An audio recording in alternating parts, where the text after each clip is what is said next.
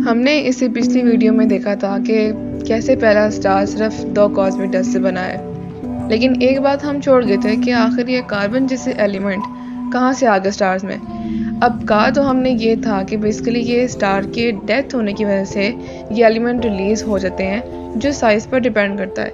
But still there is a confusion कि आखिर hydrogen और हीलियम से कैसे हुआ और ये साइज की क्या बात आ गई है।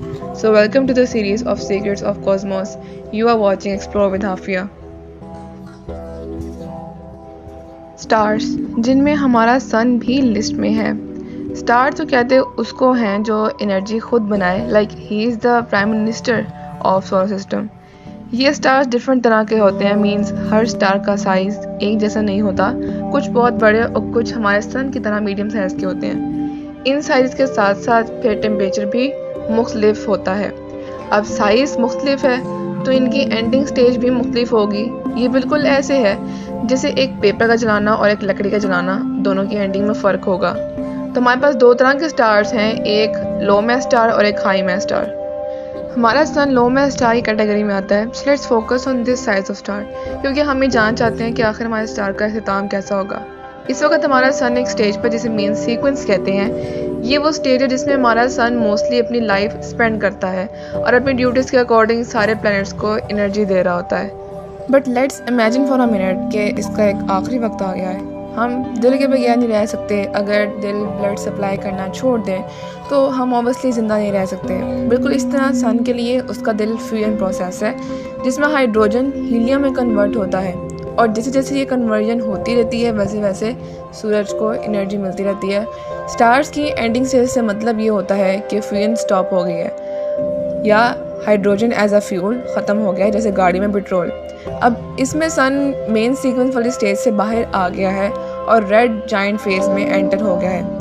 अब इस फेज में काम कुछ ऐसा है कि एनर्जी अंदर से रुक गई है, जिसकी वजह से बाहर से आने वाला प्रेशर अब ज़्यादा लगना शुरू हो गया है। अदरवाइज पहले निज़ाम बहुत अच्छा चल रहा था, अंदर से एनर्जी रिलीज़ हो रही थी, जिसकी वजह से एक प्रेशर भी आ रहा था, और इसी तरह इनवर्ट एंड आउटवर्ड, बाहर का और अंदर का प्रेशर जो था वो बैलेंस था। अब इनवर्ट वाली कहानी तो ख़त्म हो गई, इसीलिए आउटवर्ड प्रेशर की वजह से कोर, जो कि सबसे अंदर वाली लेयर होती है, वो अब सिकुड़ना शुरू हो जाएगी।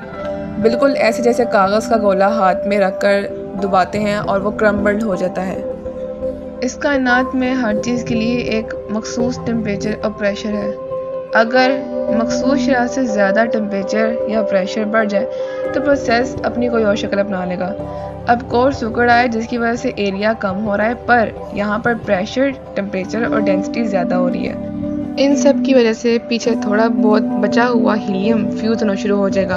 अब ये फ्यूजन हीलियम से कार्बन में हो जाएगी, according to the temperature which is about like 100 million degree Celsius.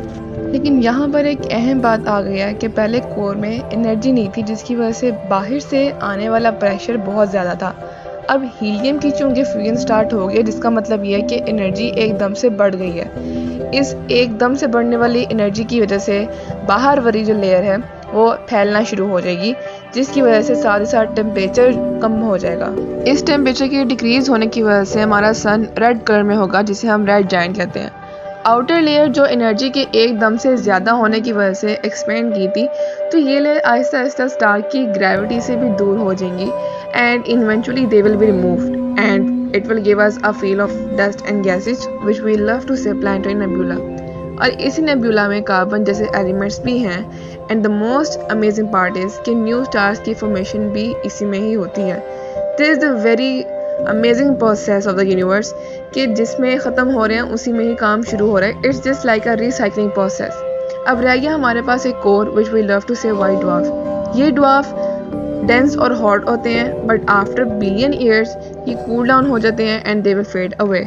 So that's how carbon released. But इससे भी ज़्यादा हैवी एलिमेंट्स प्रेजेंट हैं, वो कहाँ से आ गए हैं? This seems to be an interesting topic, so stay tuned to explore the starting of this kind of element in next video.